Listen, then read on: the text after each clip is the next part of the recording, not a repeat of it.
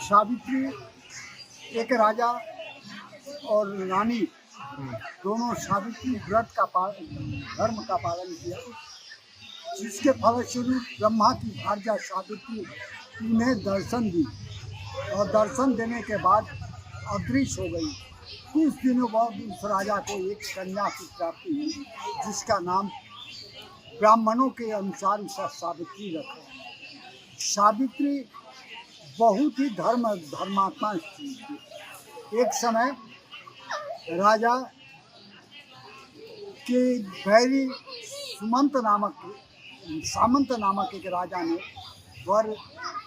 इसके राजा के हड़प लिया।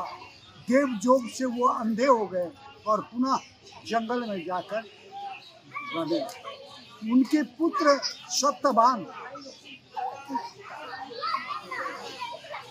सत्यवान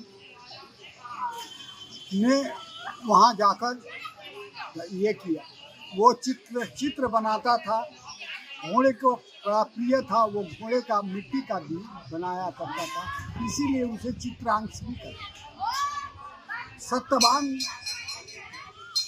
बहुत ही सुंदर और रति के समान था, जिसके कारण उसका नाम सत्यवान पड़ा। सत्यवान कुछ दिनों बाद राजा जंगल में ही रहने लगा, वहीं बड़ा हो गया। और उधर रानी की पुत्री कन्या सावित्री भी बड़ी होने लगी। उन्हें घर जाने के राजा ने कहा कि तुम्हारे योग्य वर ढूंढ कर नहीं पा रहा हूँ, अतः तुम अपने योग्य वर अपने आप ढूंढो। सावित्री जंगल की ओर चले गए। वहाँ जाकर सत्यवान को पाया। वो बहुत ही सुंदर था और सत्य बोलता था, सत्य वेत्या था। उसकी माता भी सत्य बोलता था, पिता भी सत्य बोलते थे, इसीलिए उसका नाम सत्यवान रखा। सत्यवान वहाँ जाकर सावित्री वहाँ जाकर वन में सत्यवान को मन ही मन वरण किया और राजा के समीप जाकर कहा कि मैंने वरण कर लिया है, जिसका नाम सत्यवान है। उसी समय नारद जी आए और कहे कि तुमने बहुत बड़ा कष्टप्रद जीवन लिया। राजा नारद जी कहते हैं राजा से, वो सत्य बोलता है, सत्य करता था, और इसीलिए उसका नाम सत्यवान रखा गया। लेकिन उसमें एक ही दोष है कि उसकी आयु 1 वर्ष का है। आज से 1 वर्ष के बाद वो देह त्याग गया। सत्यवान की सावित्री ने कहा कि राजा एक बार ही बोलते हैं, ब्राह्मण भी एक ही बार वेद पाठ करते हैं, और मैंने मन ही मन सत्यवान को वरण कर लिया तो दूसरे को वरण नहीं कर लिया। अतः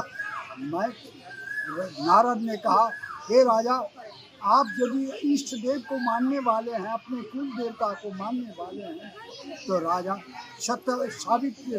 सावित्री की विवाह उसी कन्या के साथ कर दें। सत्यवान की शादी हुई और जिस दिन उसकी मरण तिथि था, उसी दिन राजा सावित्री भी उसके पीछे पीछे जंगल की ओर चली। जमराज आकर उसका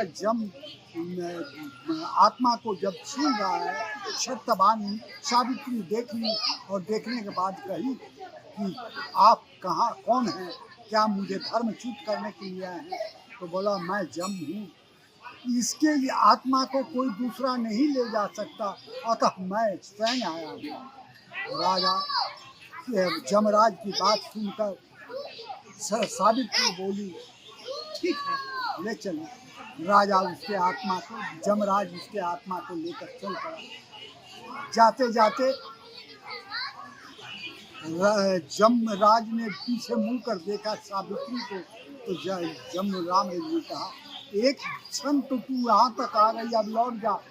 कहा कि पत्नी का स्त्री का गति पति होता है, ब्राह्मणों की गति वेद होता है, और सज्जनों की गति सज्जन होता है, अतः मैं उन्हें छोड़कर नहीं जा सकता। इस तरह मधुर वाचन सुनकर जमराज ने कहा, मैं तुम पर प्रसन्न हूँ, वर मांगो। तब सावित्री ने कहा, अपने ससुर के अपने पिता के 100 पुत्रों की प्राप्ति और पुनः राज्य प्राप्ति का वर मांगा। अपने ससुर के लिए पुनः आँख के ज्योति का वर मांगा। उनके लिए भी 100 पुत्रों का वर मांगा। अपने लिए भी 100 पुत्रों को वर मांगा। यमराज संतुष्ट होकर उसे, यमराज जब पीछे मुड़ कर देखा, पुनः सावित्री पीछे की। आपने तो 100 पुत्रों का वर मांगा, तो आपने तो दे दिया, लेकिन पति के बगैर मेरा पुत्र होगा तो होगा।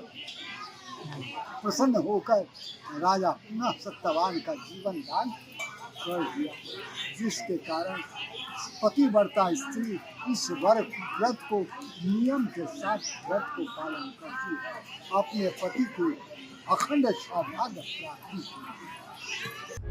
प्रभातखबर.com, विश्वास वही, रफ्तार नहीं।